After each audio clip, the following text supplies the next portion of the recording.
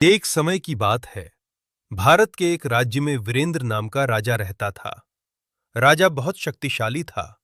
उसके महल में हर दिन बड़े बड़े भोज होते थे।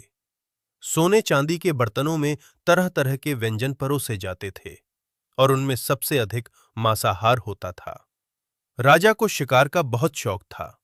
वह रोज जंगल जाता, जानवरों का शिकार करता और गर्व से कहता, मैं सबसे बड़ा राजा हूं, मेरे लिए सब कुछ बना है। महल के लोग उसकी हां में हां मिलाते, लेकिन राज्य की प्रजा धीरे धीरे दुखी होने लगी।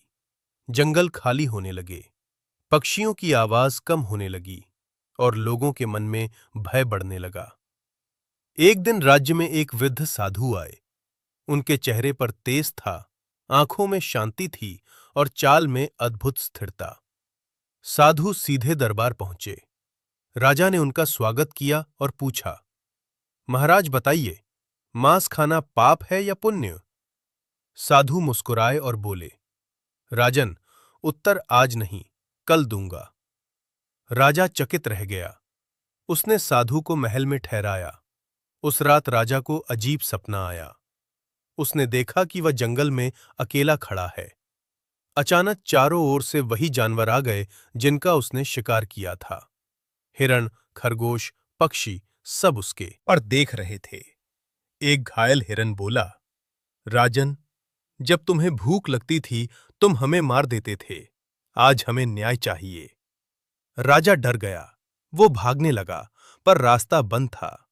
तभी एक तेज प्रकाश हुआ और साधु वहां प्रकट हुए। साधु बोले, जिसे तुम अधिकार समझते थे वो केवल अहंकार था। राजा घबराकर उठ बैठा। उसका शरीर कांप रहा था। सुबह होते ही वो साधु के पास पहुंचा और बोला, मुझे उत्तर चाहिए महाराज। साधु बोले, राजन, मांस खाना ना अपने आप में पाप है, ना अपने आप में पुण्य। पाप और पुण्य तुम्हारी भावना, जरूरत और कर्म से तय होते हैं। राजा बोला, मैं समझा नहीं। साधु ने कहा, अगर कोई भूखा है, जीवन बचाने के लिए भोजन करता है, उसके मन में क्रूरता नहीं तो बात अलग है।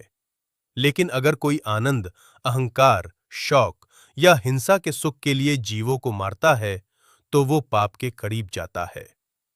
राजा का सिर झुक गया। साधु आगे बोले, भोजन पेट भरता है, लेकिन भावना कर्म बनाती है। राजा की आंखों से आंसू निकल पड़े। उसे अपना हर शिकार याद आने लगा। उसने उसी समय आदेश दिया, आज से अनावश्यक शिकार बंद होगा, जंगलों की रक्षा होगी और राज्य में दया का संदेश फैलाया जा। धीरे धीरे राज्य बदलने लगा। जंगल फिर हरे होने लगे, पक्षियों की आवाज लौट आई और लोगों के चेहरे पर खुशी आने लगी। राजा अब साधारण भोजन करता, गरीबों को अन्न दान देता और हर सुबह प्रार्थना करता। एक दिन उसने साधु से पूछा, महाराज, क्या मेरे पुराने पाप मिट सकते हैं?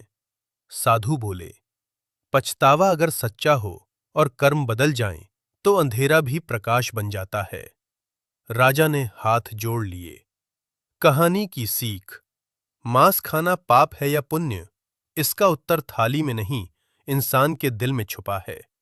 क्रूरता पाप है, दया पुण्य है और विवेक सबसे बड़ा धर्म है।